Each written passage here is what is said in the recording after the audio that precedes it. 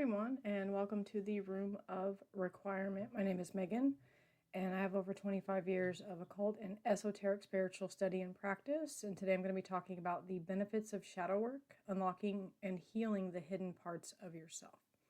So I'm going to be talking about the spiritual aspects of shadow work and even some spiritual practices that are forms of shadow work. You don't really hear people talking about that a whole lot.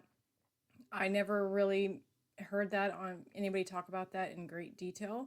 So I'm going to be hitting on those points tonight. And let's just go ahead and jump right in. Okay, so embracing your shadow self, a guide to shadow work for spiritual growth and inner transformation.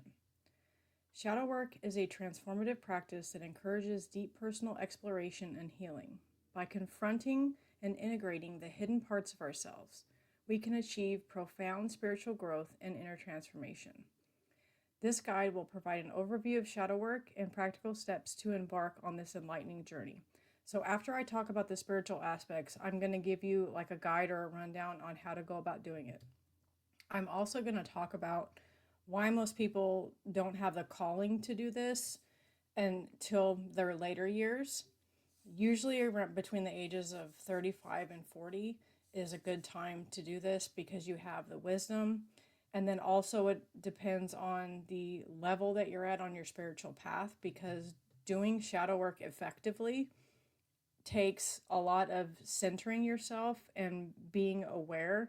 And when you have a solid meditation practice and a yoga practice, it'll be a whole lot easier to do that. So what is shadow work? Shadow work refers to the process of exploring the unconscious parts of your personality that we often ignore or repress. Coined by the influential psychologist Carl Jung, the shadow encompasses traits, desires, and emotions that we might find uncomfortable or undesirable. By acknowledging and embracing these aspects, we can cultivate a more authentic and balanced self. A spiritual aspect to shadow work. So I'm now going to talk about the spirituality of shadow work and how it works from the standpoint before I get into the guide to doing the work.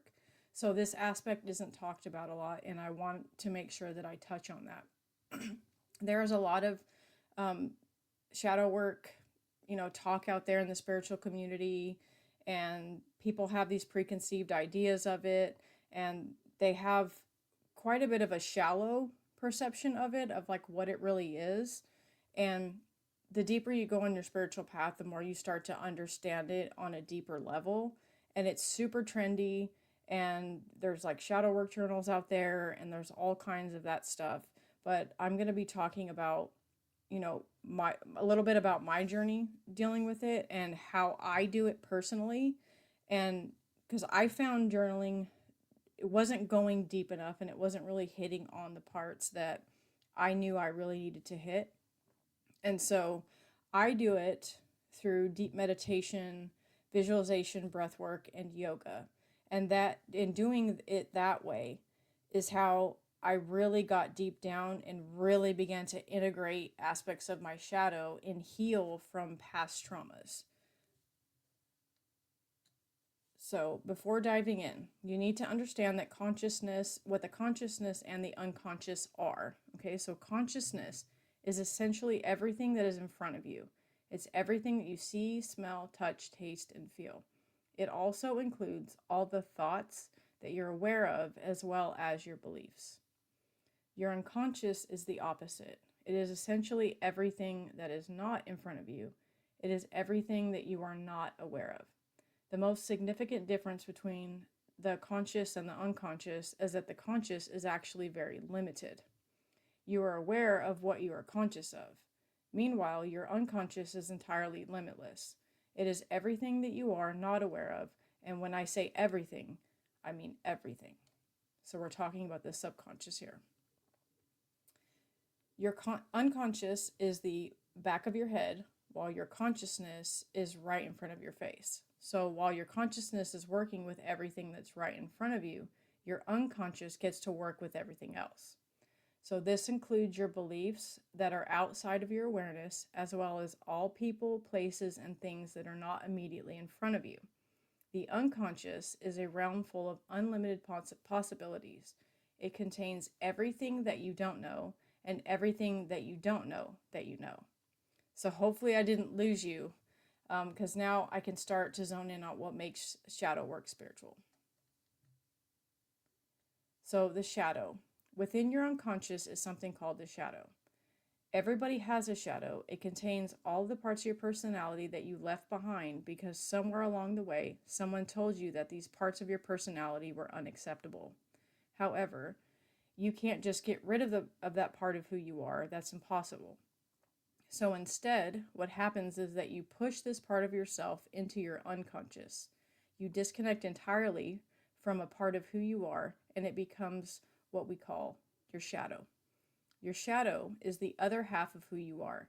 It's the part of you that's disconnected and unfelt from your awareness. The shadow is where the rest of your potential lies. Limitation. So now keep in mind you are limited to what's within your consciousness. On the other hand, your shadow operates within the unconscious realm, which is entirely limitless. This is why your shadow is your greatest source of creativity. Your shadow, along with other archetypes, can tap into the surrounding unconscious where it resides. From there, it brings you to those creative ideas in the form of epiphanies or aha moments. How does your shadow work spiritually? So your shadow holds a lot of your uniqueness. Can you explain why you're interested in the things that you are interested in? No, there's no way to explain your interest. Your interests are simply a part of who you are that makes you unique. You aren't consciously aware of why. All we know is that there's an internal feeling that guides us to pursue different things. This is our shadow in action. Our shadow likes to unconsciously nudge us into the things that we desire. Furthermore, your interests directly correlate to how you uniquely impact the world and how you live your life. Your shadow is in direct relation with your higher self. So it is a part of you that sees your life from a bird's eye view. It delivers insights and epiphanies that take you to a higher perspective. So, for example, have you ever worked on a problem or issue to the point where you can no longer figure out the next step? Then it isn't until you're doing something else that all of a sudden you get an epiphany of how to solve your problem. It's thanks to your shadow being in direct relation to your higher self that you've been able to get this answer from. So again, there's no real way of knowing how you got your answer. All you can say is that the answer came to you as if out of nowhere. So what happened is that it was delivered to you by your unconscious. Your shadow is a source of energy. So keep in mind that your shadow is the unconscious part of yourself. It contains those things that you don't know that you desire. For example, if you consider yourself a well-behaved and well-mannered person, then when you allow yourself to be rash and reckless, you'll find that you get a quick burst of energy.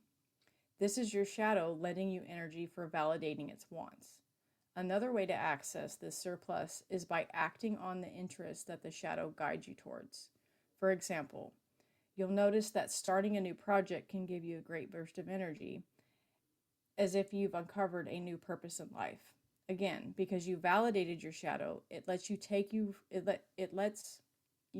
from this pool of energy. The funny thing is, all of this energy is already within you, but you aren't aware of it. You have no access to it until you validate your other half. Your shadow is how the world manifests itself through you. So thanks to this creativity, energy, and intuition, you are guided to do things and impact the world. People who believe in God like the saying, everything happens for a reason. Well, that is the reason. By the spiritual qualities alone, you're doing God's will and manifesting the world as you wanted it. Or he wanted it, excuse me. So this is what they say in the occult, doing your will, doing what you came here to do, living your purpose, and being self-actualized. Okay. Then there is the intuitive shadow. So have you ever heard of those stories where a person will say, I just got a bad feeling, so I got to get out of there. Then it turns out that they just had avoided some sort of robbery or life-threatening situation. The reason for this is because for that moment, the person got in contact with their shadow. The shadow is a source of your intuition. Your intuition gives you profound insights that seem to come out of nowhere, as if it were a message from God. This is precisely why shadow work is spiritual. Developing a relationship with the shadow.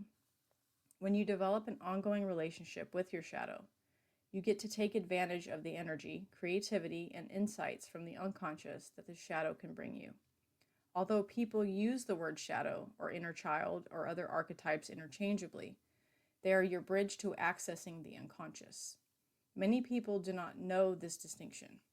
So some people have had breakthroughs with their unconscious and have mistaken it with godlike enlightenment. Tapping into your unconscious and reaching a point of godlike enlightenment are two very different things. How to do shadow work spiritually.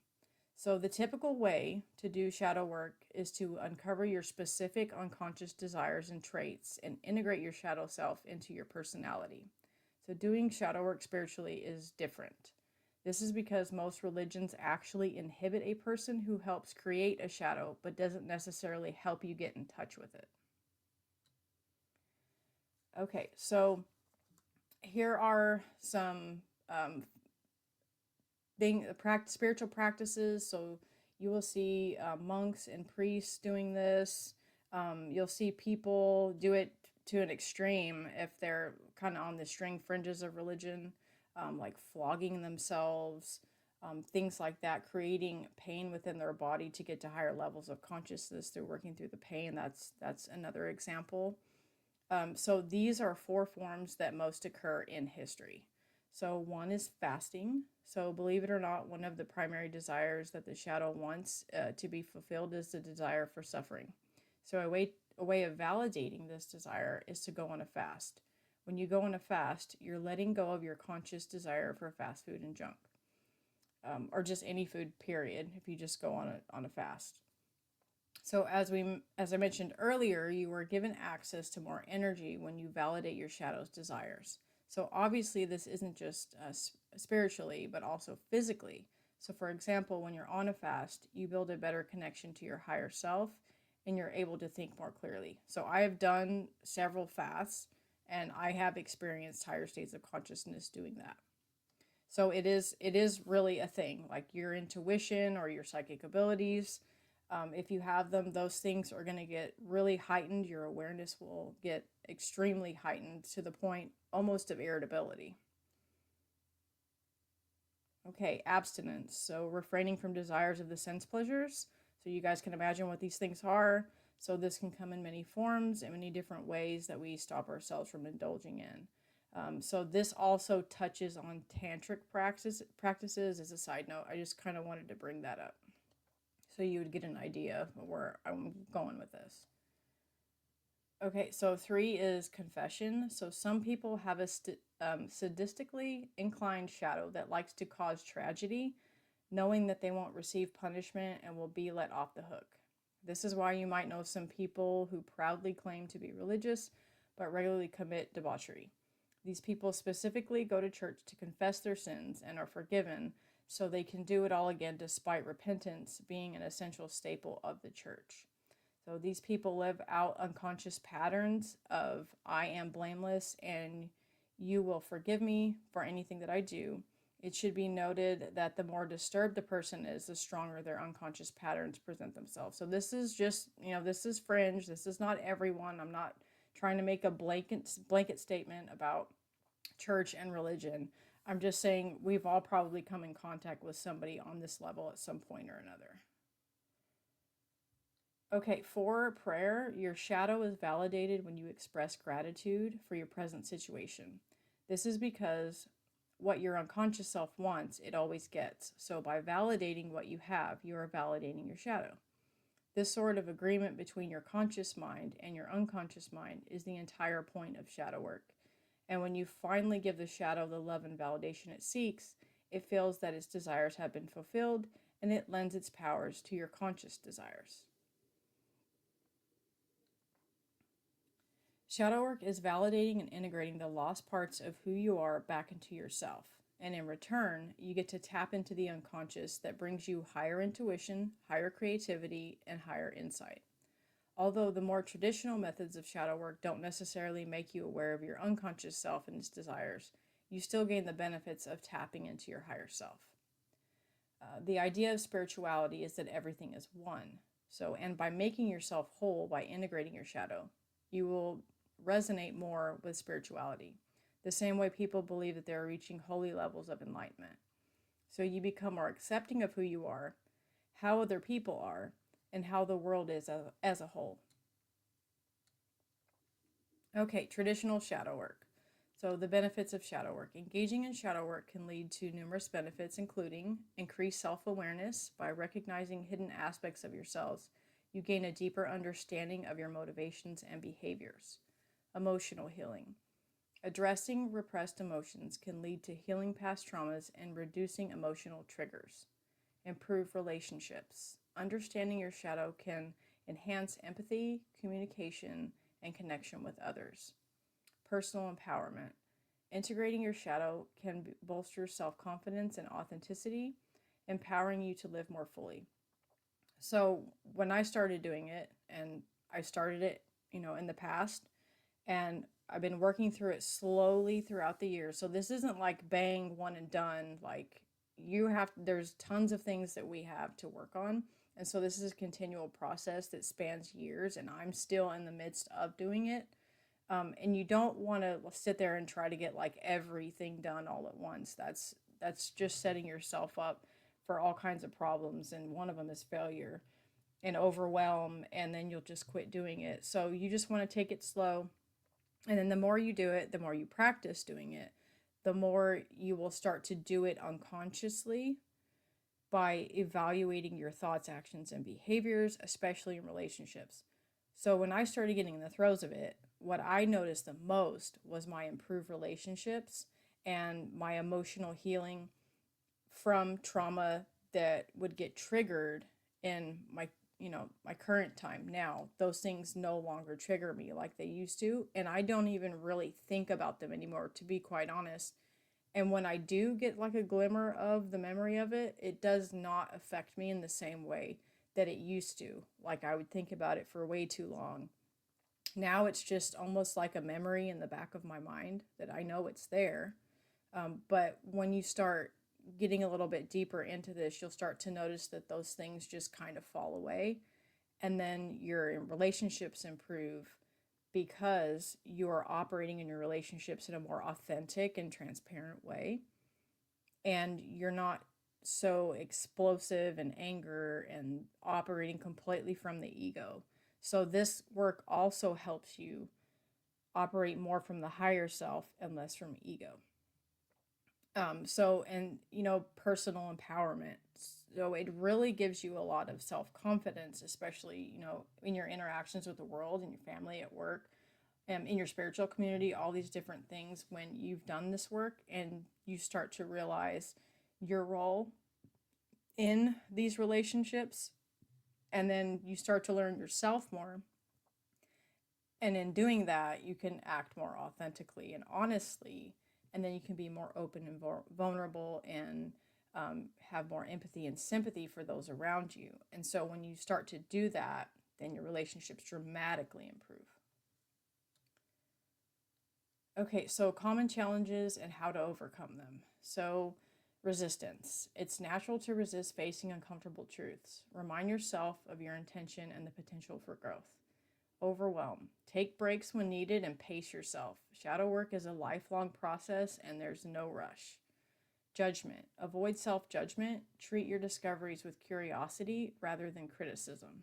So it can get quite overwhelming. If you have a lot of other like side issues, I wouldn't suggest starting out doing this unless you are coming from a calm, balanced, healthy, mentally position, because if you try and do this stuff before that, you're going to run into horrible overwhelm and a lot of resistance. So I don't recommend this for everyone.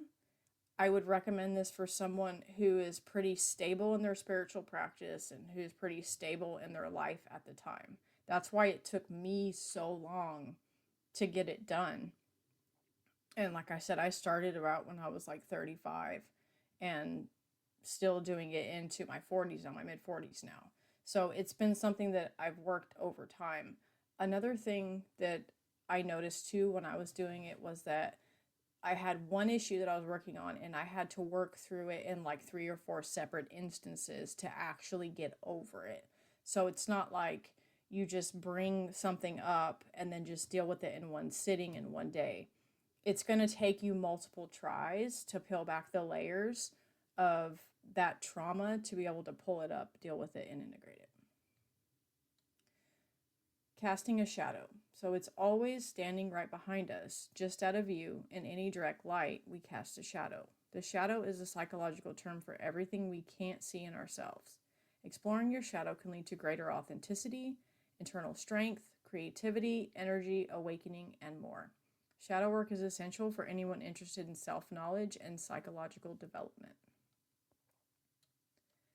So, the shadow is a critical psychological insight from the work of psychiatrist Carl Jung. The shadow is the dark side of our personality because it consists chiefly of primitive, negative human emotions and impulses such as rage, envy, greed, selfishness, desire, and the striving for power. Everything we deny in ourselves, whatever we perceive as inferior, evil, or unacceptable, becomes part of our shadow. So anything incompatible with our chosen conscious attitude about ourselves relegates to the dark side or the shadow self or the subconscious mind. The shadow is the disowned self. So the shadow self represents the parts of us that we no longer claim to be our own, including both inherent negative and positive qualities. So whatever we disown gets relegated to our unconscious. Jung found that the psyche is comprised of both conscious and unconscious material. This, quote, psychic material includes thoughts, feelings, images, attitudes, motivations, judgments, and impulses.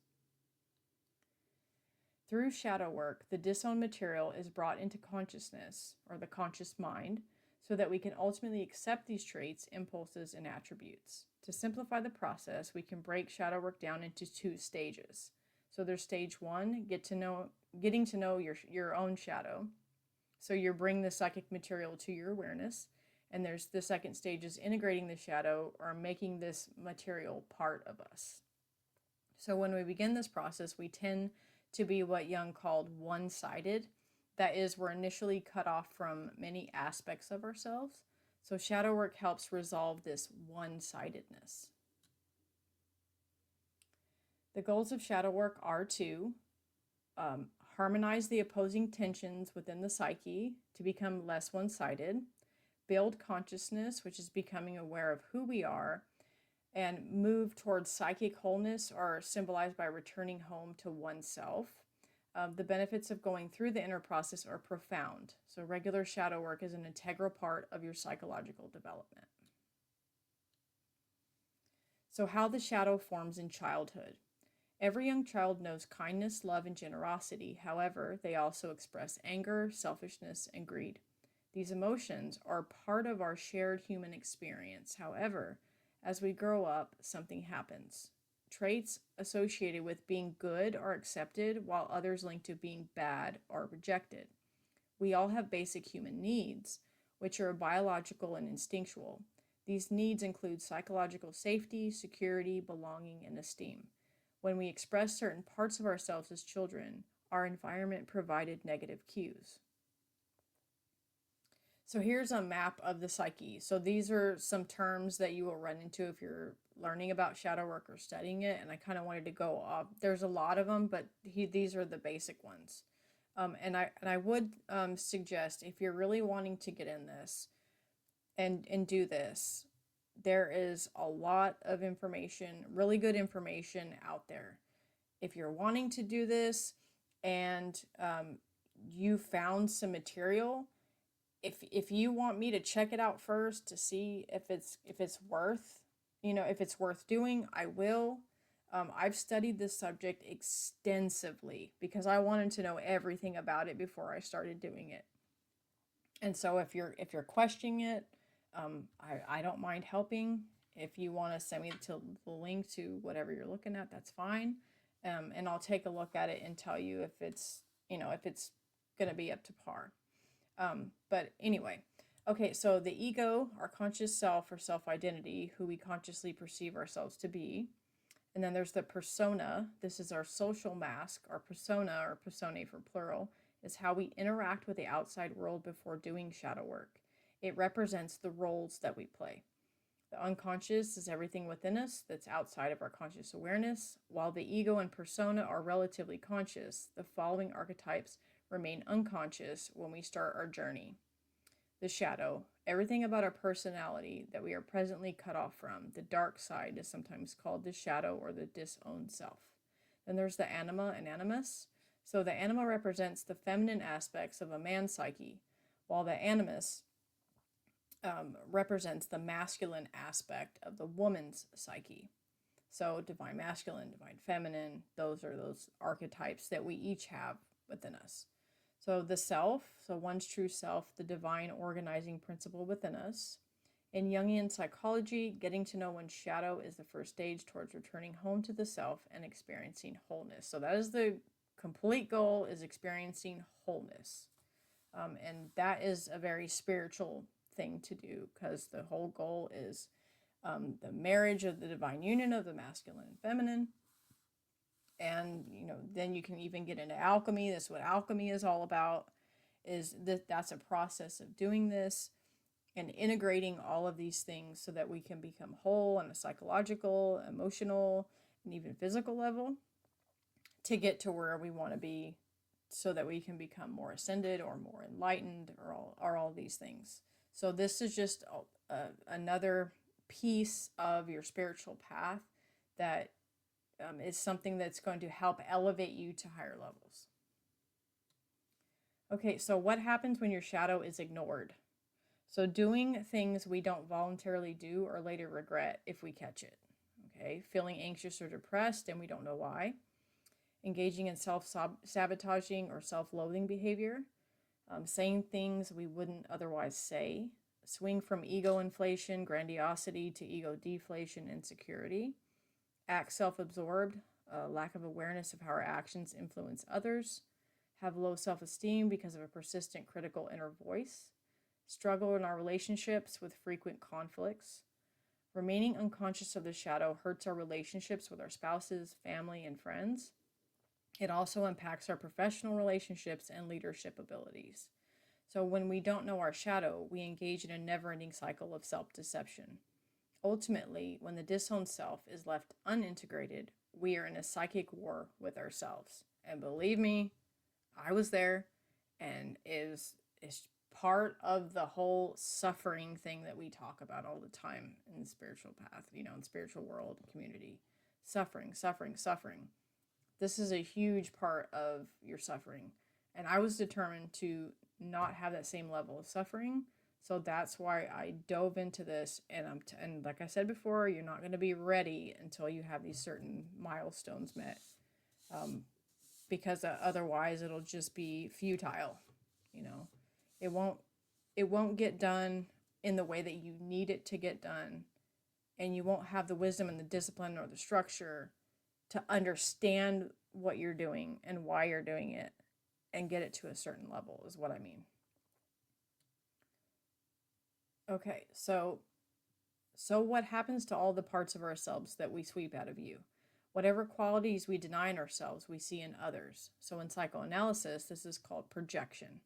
So we project onto others anything we bury within us. That is, we see our shadow in others. For example, if you get irritated when someone is rude, it's a good bet you haven't owned your rudeness.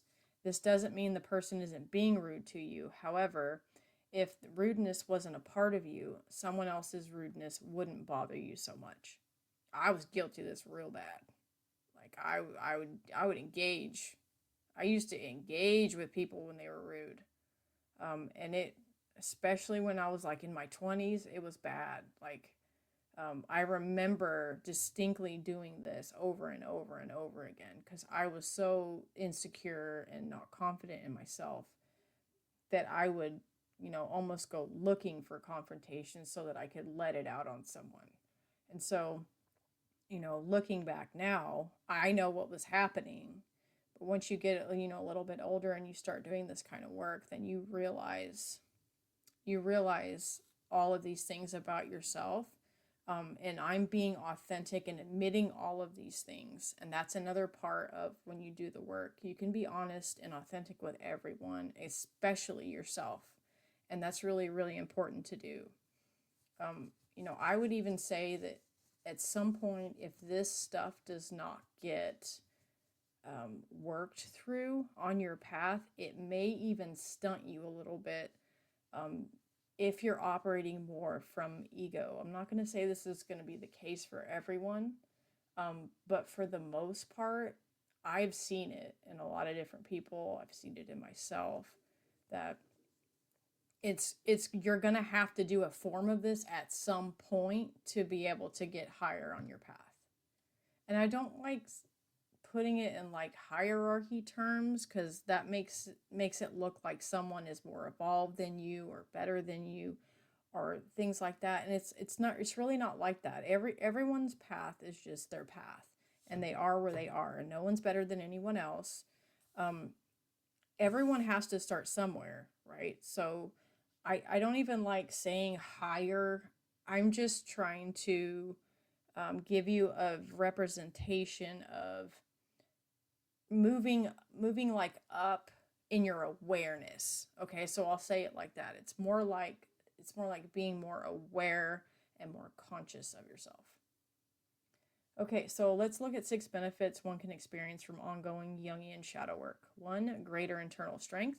2, improved relationships. 3, enhanced energy and physical health. 4, clearer perception of yourself. This is huge. 5, psychological integration and maturity, and greater creativity. Okay, so 5 tips for beginners doing shadow work. 1, center yourself. So this is perhaps the most important thing to do before you engage in shadow work. Yes, it's rarely, if ever, mentioned in literature. If you attempt to know your shadow when you're not centered, you won't get constructive results. Instead, you'll encounter your ego resistance.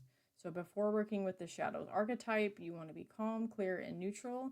That is, you want to be in your center. How do we do this? Meditation. Okay.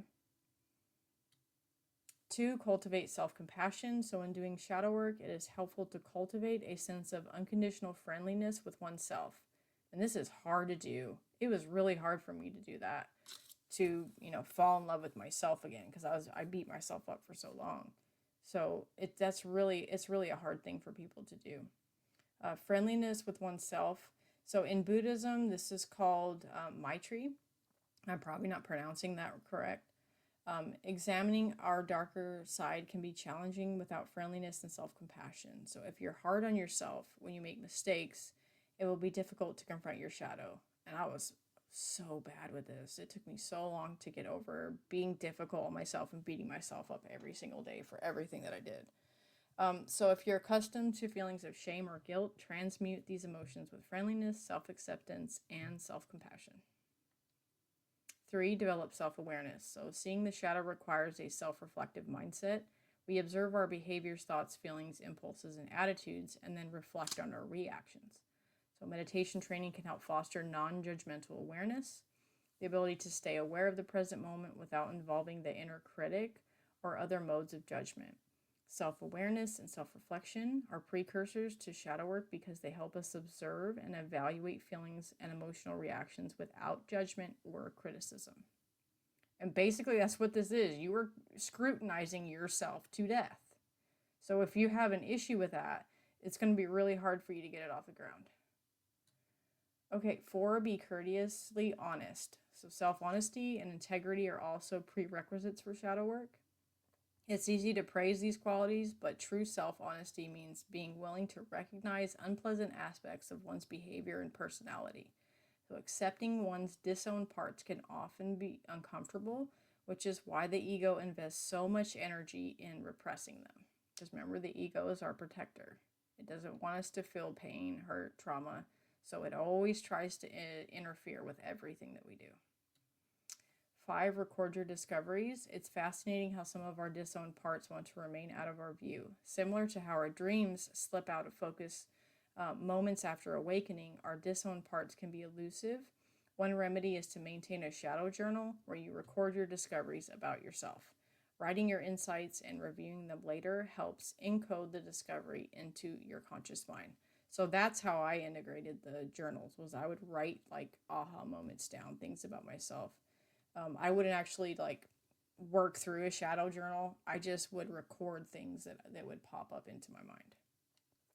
But if somebody wants to do the shadow work journal and go through the step by step, because you could buy those, that's fine. But there's going to be a point where you're going to need to go a little bit deeper, and then do it more in a more spiritual way, like how I explained it earlier in the video. Okay, so 5 powerful shadow work exercises. 1.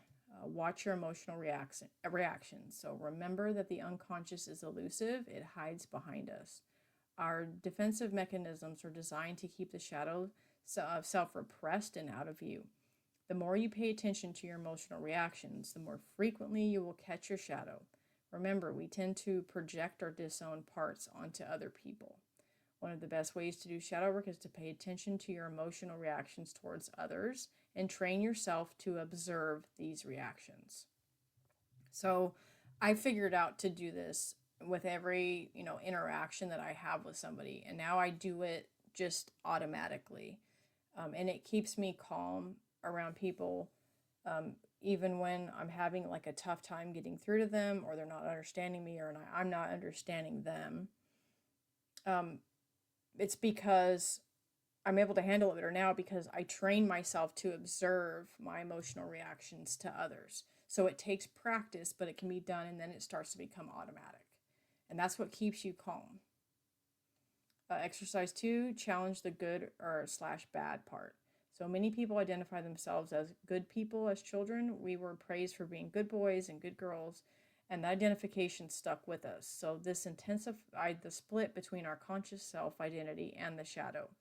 As soon as you think to yourself, I'm a good person, your mind will immediately start to edit out all the things that you do, think, say that aren't consistent with that statement.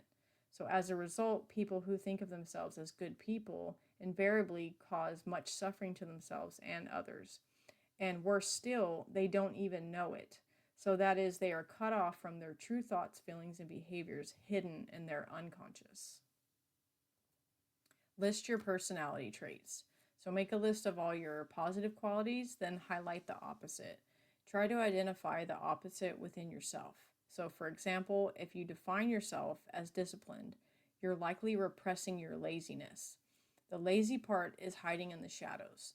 So the part you disown influences your behavior and attitudes, constantly creating internal tension. So in this case, try to identify with this lazy part, see it, accept it, make friends with it. It's okay to be lazy too.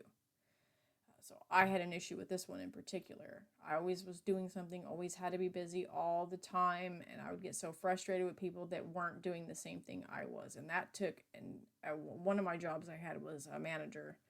I managed 40 people, and this was really, really hard for me to get over. And at the time I was doing that, I was doing my shadow work, and then eventually I got better with that. So this stuff really does work, and it works in a really profound way. And this type of ego confrontation is an integral part of your shadow work.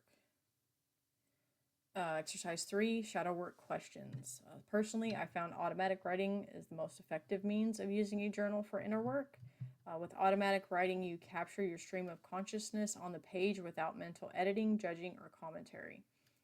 However, I understand that some people prefer more structure, so journal prompts and questions can therefore be useful. So I've always just naturally, and I didn't realize I was doing it until I got older, I always would automatic write. It's a form of like psychic expression too. You'll notice a lot of psychic mediums will be doodling. They'll like draw or write things out. Tyler Henry does this, and Dikaza. They always have to be doodling or writing on something.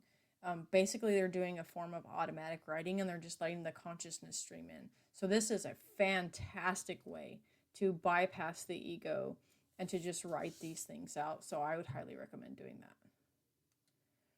Okay, shadow work questions for beginners. So here's some here's 7 questions that are like samples so you can get an idea.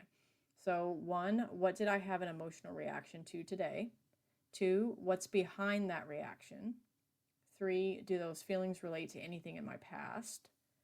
4, what did I judge myself on today?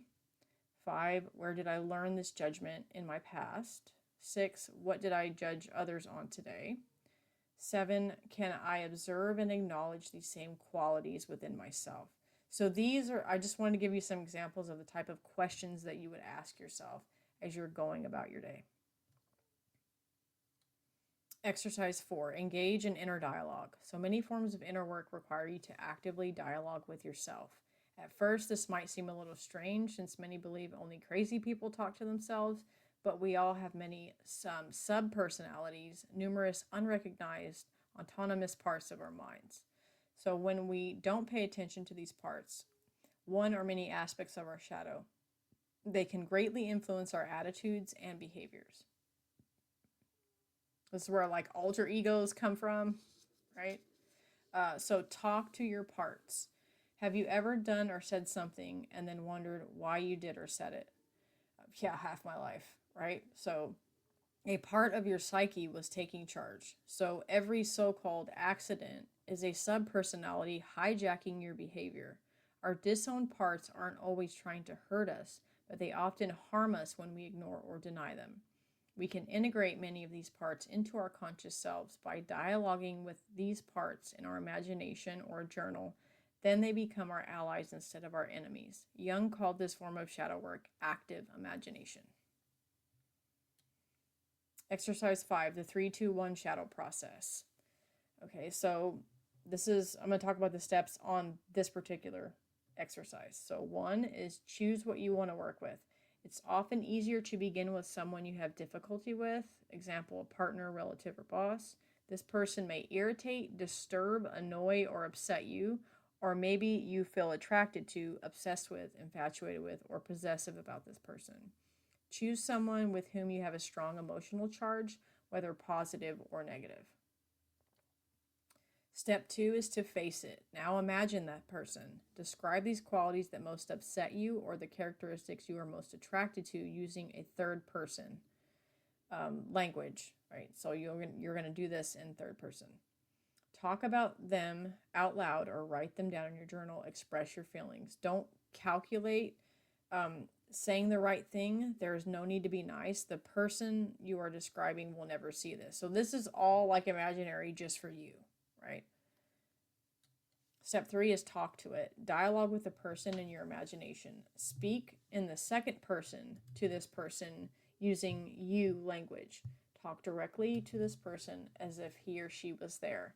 Tell them what bothers you about them. Ask them questions such as like, why are you doing this to me? What do you want from me? What are you trying to show me? Whatever you're trying to teach me. Imagine your response to these questions. Speak that imaginary response out loud. Record the conversation in a journal if you'd like. Or you could do it digitally too. You could record things. I would do that a lot, especially if I was driving and I got some kind of hit or information or whatever. I'd pick up my digital recorder and just use it. Or you could use your phone. Step 4, be it. So become this person, take on these qualities that either annoy or fascinate you. Embody these traits you described in step 2. Use first person language. This may feel awkward, and it should. You're taking on the exact traits you have been denying in yourself. Using statements such as, I am angry, I am jealous, I am radiant. Fill in the blank with whatever qualities you're working with, I am, and then fill in the blank. Step 5, notice the disowned qualities in yourself. Experience the parts of you that have this trait. Avoid making the process abstract or conceptual, just be it. Now you can re-own and integrate this quality in yourself.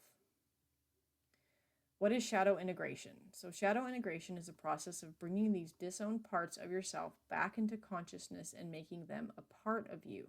Each disowned part, once integrated, makes you less fragmented, less anxious, and experience less internal tension. So for example, let's say you get angry when you see someone lying. You think to yourself, I would never lie like that. After confronting this aspect of your shadow, you come to terms with the fact that you lie quite a lot and pretty often, including lying to yourself. So now when someone else lies, you notice it without getting angry anymore. Each step taken in integrating the shadow archetype brings you closer to wholeness. In the process, your personality changes and develops. Integrating one's shadow, however, takes time and patience. It requires many confrontations with one's ego, over and over and over and over again. As each psychic tension gets resolved, you become more balanced and okay with yourself. The value of this okayness is difficult to express in words. We dismantle our current conscious self-identity to learn about and integrate our shadow. We do this by deliberately challenging our self-identity or with ego confrontations using various methods. We begin to confront our ego and its identity construct. Through each confrontation, we chisel away the ego construct formed during childhood and young adulthood. But this self-identity can be formidable. It was forged over many years and via constant subconscious programming, conditioning, and repetition. As such, we must peel away these layers of conditioning slowly, carefully, and patiently. Otherwise, we will be in an even greater war with ourselves. Each internal confrontation can turn into boundless resistance. So resistance stalls shadow integration. This resistance keeps the ego's old self identity intact. But with patience and sincerity, we can chip away at the false construct. This process can be challenging, dark, and foreboding, and it can be enlivening, liberating, and grounding. So I found those benefits to outweigh the negative ones. So that's why I pursued it and keep pursuing it. Our experience with shadow work largely depends on our level of resistance, which varies from person to person. 5 factors that determine resistance to shadow work. Sincerity. Do you sincerely want to integrate your shadow? Perhaps the single most important attribute for successful shadow integration is sincerity. That is, you have to genuinely want to know yourself. This represents the moral effort Jung spoke of. Curiosity. Are you curious about yourself? Some people are genuinely curious about themselves. They aren't interested in maintaining a rigid self-identity. They value self-knowledge. So, quote, good stuff, quote, ugly stuff, as long as it brings them closer to themselves, they're in for the ride. This curiosity naturally curbs internal resistance. Effort. What's your level of commitment? So it's easy to fall back into old patterns. However, doing shadow work requires commitment and persistence, or what Jung called moral effort. So this is a quote by Carl Jung explaining this. The shadow is a moral problem that challenges the whole ego personality, for no one can become conscious of the shadow without considerable moral effort. To become conscious of it involves recognizing the dark aspects of the personality as present and real. This act is the essential condition for any kind of self-knowledge. Okay, energy. Do you have sufficient attention to spare? So if your attention is scattered on many different things, professional, financial, social, amusement, it will be challenging to devote the time and attention or mental energy necessary to doing the inner work.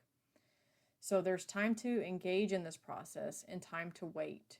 For this reason, Jung's inward turn often occurs in the second half of life when the individual is already established in their career and family life. Investing mental energy in shadow work is difficult, for instance, if you're starting a new family or career. So that's why more people are called to do this work later on in life, in their late 30s, early 40s, sometimes into their 50s. And this just reminds me of the point, like in Judaism, a man cannot become a rabbi until he's 40 years old, until he's established in his family. And in the occult world, the number 40 is a really special number. It's all over the Bible, all of these different things. So I think there is something to that. And I made the connection with that. And that's why I wanted to bring that up, is like, to do this stuff, you've got to be in a good space. like I talked about earlier. And so that's why it usually happens later on in people's life when they're already established. So I started doing it when my children were late teenage years, and now they're in their early 20s. So I have quite a bit of time to do it now. I've already had my other muggle career and all of those things. So now I can devote, time and effort. And I know not everybody has that, right? So, but it'll take some time to get there, and everybody's situation is different. I'm just pointing out that usually this stuff gets done later on in life, and when you're more established and when you're deeper on your spiritual path, because it requires a certain level of experience and wisdom on the path. Okay, the center. Are you able to observe yourself? So finally, as I mentioned earlier, shadow work is nearly impossible when we are out of center. This truth in the average person is possessed by one subpersonality or another from one moment to moment. In analytical psychology, these subpersonalities are called Jungian archetypes. The Taoists call them ghosts and spirits. Ultimately, none of them are the real you or yourself. So learning how to move toward the center is an invaluable practice with many subtleties. It helps you access the neutral observer that sees all without reactions or resistance. And I also wanted to say too, just because you're younger doesn't mean you can't or shouldn't start working on these other aspects of these, right? I didn't want to give that impression either. You can always be introspective and self-reflective. It doesn't matter if, you're in your 20s, early 30s or whatever. There's always time to do various forms of different shadow work. I didn't want to come off in that way. I realized it sounded a little like I meant, well, you can only do it like when you're in your late 30s and early 40s and beyond. You can, if you're centered enough, if you have, all of these things going for you, and you don't have to do this full-blown stuff that requires a lot of time and effort. And, you can start to do the littler things about, questioning yourself, questioning why you get so mad, questioning why you're suffering, figuring those things out, because it is a lifelong process. Like, you can start the work even when you're younger and then evolve, because this process takes such a long time. Okay, the key to integrating your shadow. So ultimately, shadow work and integrating your shadow comes down to one primary thing: acceptance. Can you accept the reality of the insights that arise through inner work, or will your ego ultimately reject these truths? Initially, the conscious mind often wants to reject the disowned parts of ourselves. It wants to keep its current self-identity intact.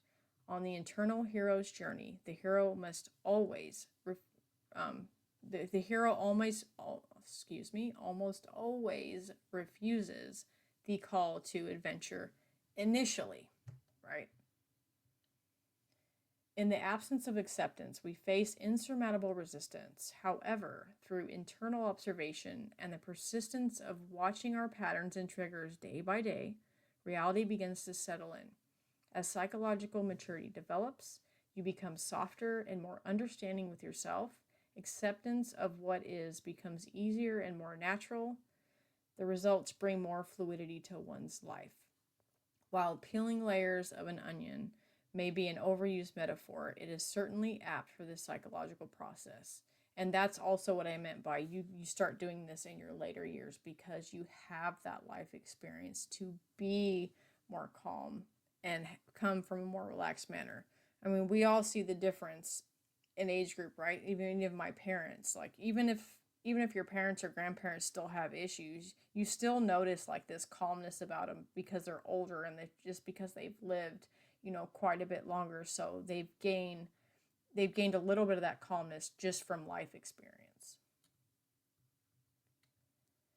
So when the veils begin to drop away, as you progress with shadow work, you begin to notice all of the tensions you were subconsciously holding. Some internal tensions or partly known to you, and others slowly arose within your awareness over time. As you continue integrating your shadow, these tensions eventually resolve and disappear.